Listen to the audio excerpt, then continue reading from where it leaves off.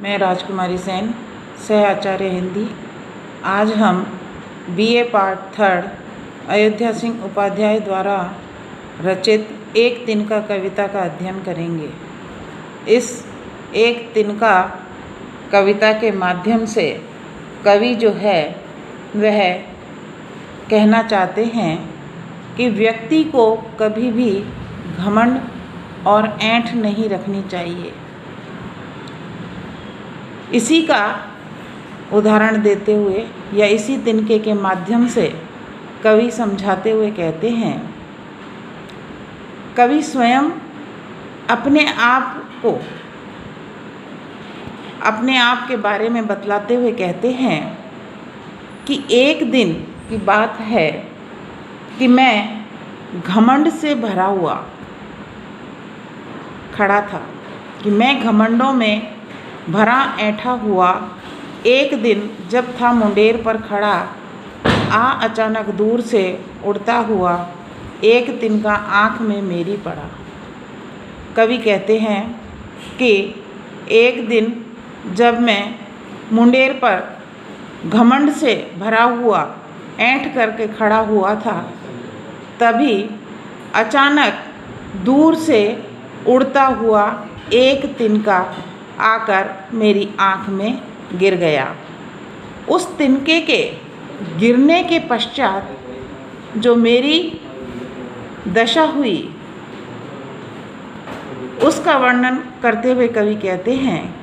कि मैं झिझक उठा, हुआ बेचैन सा,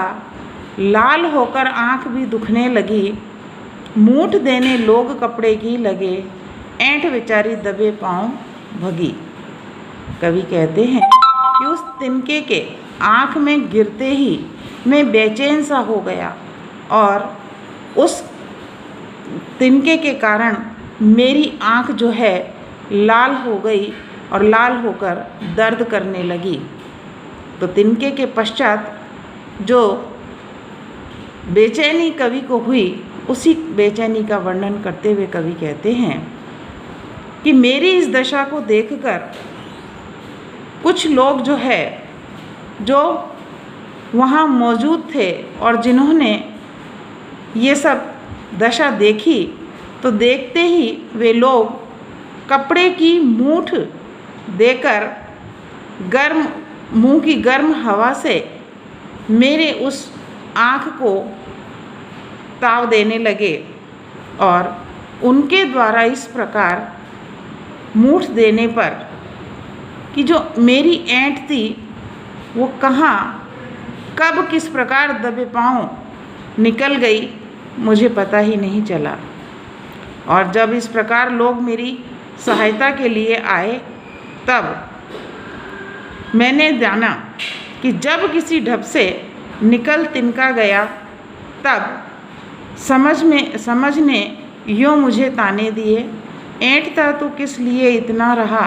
एक तिनका है बहुत तेरे लिए। कवि कहते हैं कि जब लोग मेरी मदद के लिए, मेरी सहायता के लिए आए, मुझे कपड़े की मूठ देने लगे,